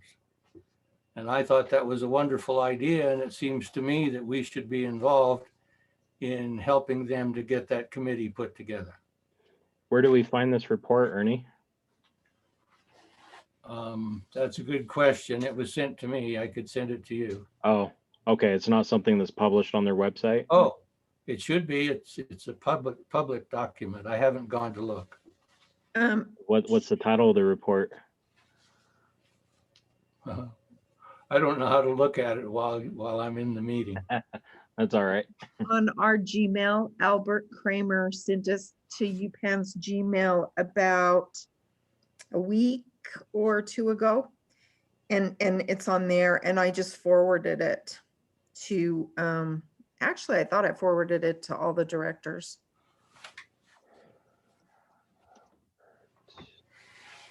Let me take a look real quick. While we're trying to dig that up, does anybody have any topics for general? You may want to talk again. So, okay, so I found the email from Justice Reinvestment. Is that the one? Yeah, I'm pretty sure, isn't it, Ernie? I don't recognize that. Justice I thought it might be interesting because I think Anne and Faye maybe are working on an article about the JRI because it's been getting a lot of negative press lately. So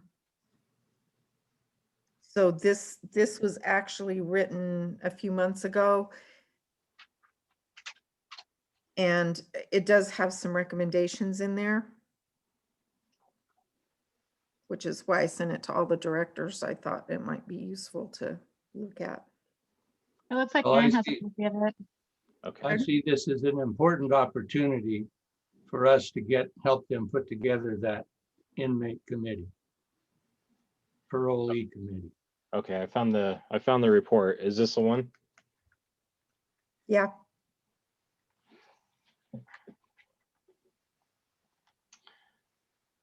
It looks like it could be.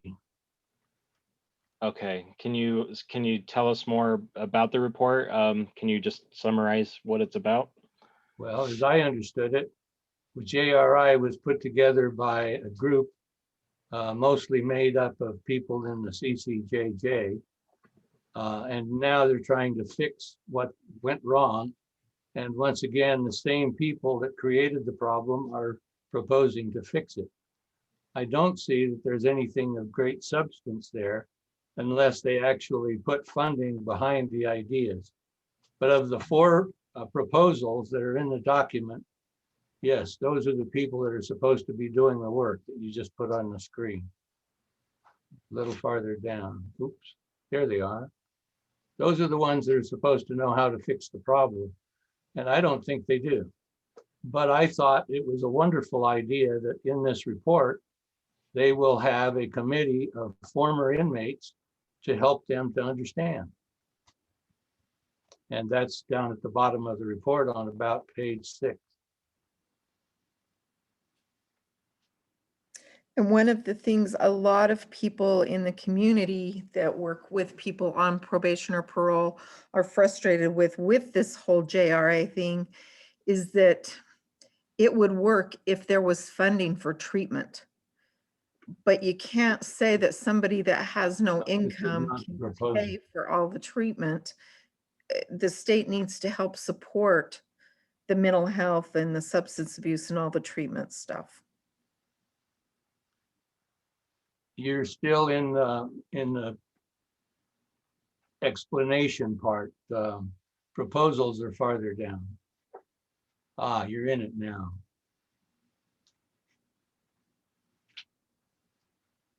There's number 4. You just came into it.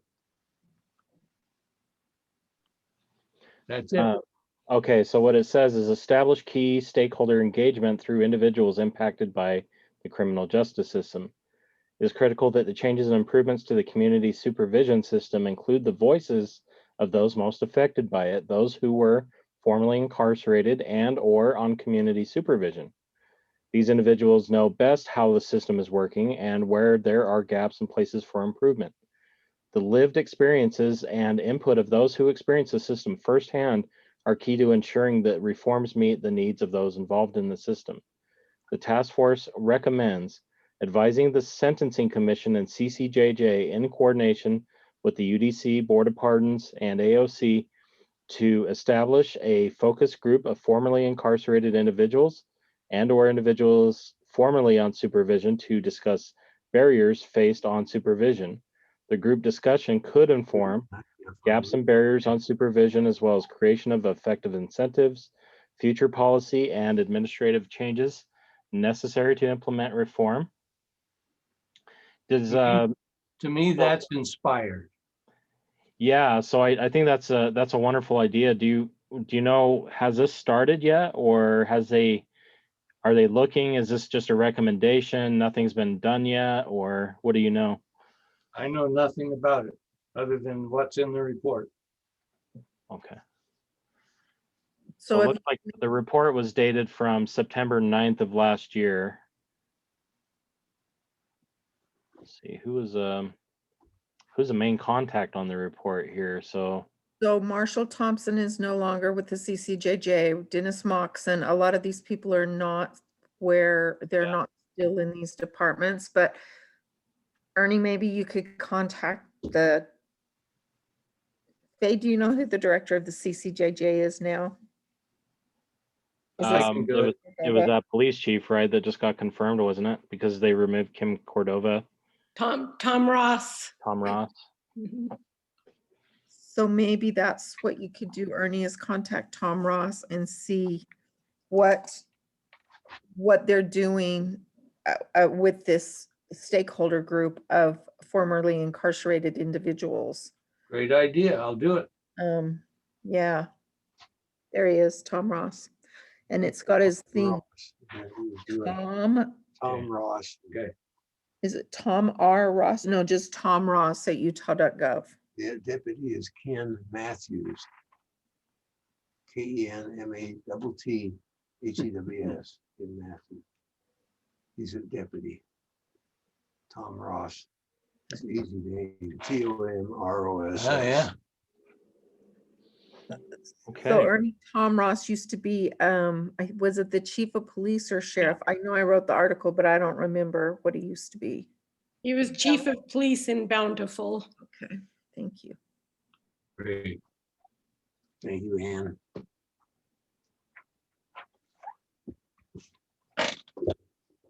Yeah, so this says Tom Ross was in law enforcement for 34 years, including past 14 years as chief of police for Bountiful City.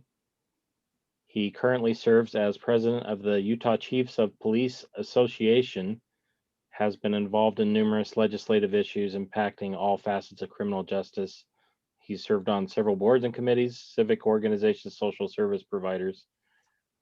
So, and now executive director of CCJJ. There's a phone number there too, Ernie, if that helps.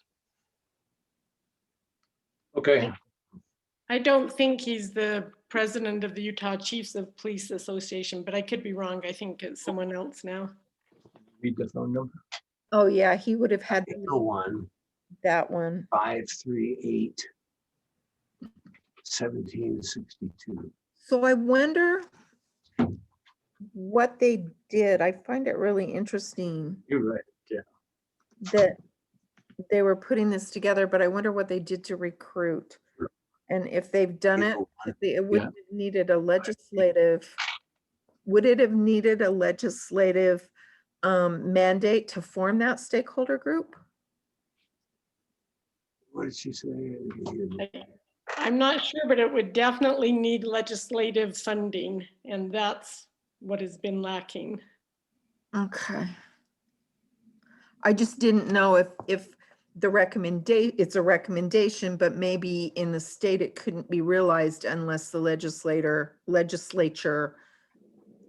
mandated that the CCJJ form this stakeholder focus group of formerly incarcerated. Well, I can at least find out what the status is. Thank you, Ernie. Will you email us all and let us know? Sure. Sentencing. What's next on sentencing? Maybe that's important to look at. So to your question, Silvana, JRA stands for Justice Reinvestment Initiative. This is an initiative that's actually been going across many states over the United States in the past few years. HB 348 was approved by lawmakers and signed by Gary Herbert back in 2015. And it had a number of expectations that to help reduce the incarceration and recidivism rates and giving us taxpayer savings. One of the issues, and especially in the news right now, and particularly in KUTV2 News, latest reporting on JRI, we don't feel is completely accurate, just on the merits of, we think it's a good program. We think that's not funded. It wasn't implemented great. A lot of it got kicked back to the counties without a lot of funding or resources for the program. And they're trying to argue that it's led to dangerous people being released on the streets, and particularly sex offenders, things like that. And to me, it just seems like a lot of scare tactics in the news lately. And sex offenders, just by the way, are not covered by the JRI treatment beds because the state has never paid for sex offender treatment beds in the community. This is for mental health treatment and substance abuse treatment that are categories that have high recidivism if they don't receive the treatment. And so you can say all you want about let's deter them from jail or prison by putting them in treatment. But if they don't fund the treatment and it's long-term treatment for either mental health or substance abuse, then it's not going to do any good. So the the bad publicity it's been getting, like, oh, 5 years later, 6 years later. Well, it went into effect in 2016. So they're saying 5 years later, the recidivism rate is higher, but then they're mixing things up, saying, like mixing up regular recidivism rates with sex offender recidivism rates that this doesn't apply to. I hope I'm making sense. So there's just misinformation all over the place. This was mainly targeted to low-level drug offenses. Yeah. So it will say, so the time cuts for sex offender treatment programs, this is only for in the prison. So if somebody completes their education substance abuse or SO program, they can get a 4-month time cut off of their sentence, which is already indeterminate. So we don't know really what that 4-month time cut is off of. But the board has been doing it in most cases. You know, they would have let you out in July. Now they're going to let you out in what, April or whatever it is. And when the statistics were available on their site, we did see a noticeable drop in incarceration rates after that period, but then the past few years they've crept up again up until COVID. Yeah, I'm going to just give you a really simple example because it's a figure I can remember in my brain. So for women in Ogden, there are only 8 treatment beds for people in the criminal justice system that are funded. So where do you send women in Ogden that either aren't staying on their psychotropic medications or aren't staying clean? If you have no treatment bed to send them to, they go to jail or they go to prison. That's the most flagrant example how Ogden has thousands of people in it. And I'm sure a decent percentage of people that need help, but yet our state is only funding 8 treatment beds. So that's just the perfect example of why it's not working is the legislature hasn't funded it. And I don't know why the different like corrections and counties are not pushing to get them funded.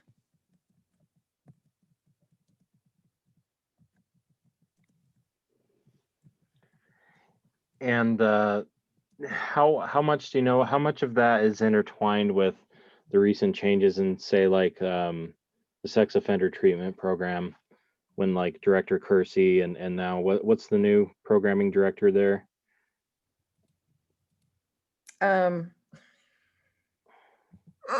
I spaced her name. I see her on his. They would know. She's great. She's a PhD. Anyway, no, the Kersey was pulled in after the board or after the audit of the sex offender treatment program in UDC. That was not JRI. That was an audit of the sex offender treatment program in the prison. And so all the changes that were made there were based on that audit, and Kersey came in and tried to make it not a one-size-fits-all program. And he did pretty well until he's not there anymore. And, you know, every time somebody leaves, then the institutional memory kind of falls away and somebody new comes in and does something different. But that was not related to JRI at all. JRI is not about funding prison treatment beds. It's supposed to be about funding community treatment.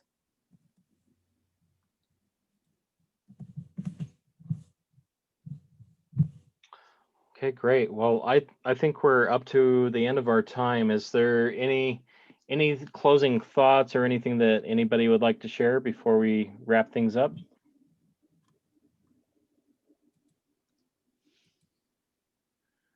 Okay, Just well, ask if there's any talk at all about in-person visitation after vaccinations. Like, is there any talk of that at all, or? There's talk on our part, but Caitlin, I talked to Caitlin about that, not in April, but in March. And she just said she couldn't answer or speculate on anything. They just have to go based on vaccinations, based on positivity, COVID stuff. Yeah. I have a little to comment on. I met with Mike Haddon about a week ago, and we had a nice conversation. My purpose in being there was to impress upon him that the prison continues to hold a lot of people that have zero or near zero risk, but somehow the Board of Pardons has incorrect information on them. I'm trying to get him to pay attention to trying to clean up the records in the Board of Pardons, find these people that don't belong in prison and getting them out. That will be great. They're still not up to date on all their electronic records yet, so. I hope we don't have to wait for that. Yeah. Okay. Thank Okay. you, guys. Thank you, advocates. We appreciate you, UPAN family. Thank you very much. For those of you that are watching online, wish to communicate, keep the discussion going, we encourage you to join our UPAN family support group, which can be found. There's a link on our UPAN website at utahprisoneradvocate.org, or you can go to our Facebook page at facebook.com/UtahPrisoner, and there's links on that page as well.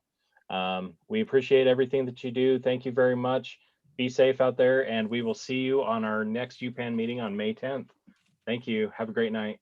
Jane, can leave this chat up so I can answer this person's question? Sure. Thank you. Goodbye, everyone. Goodbye.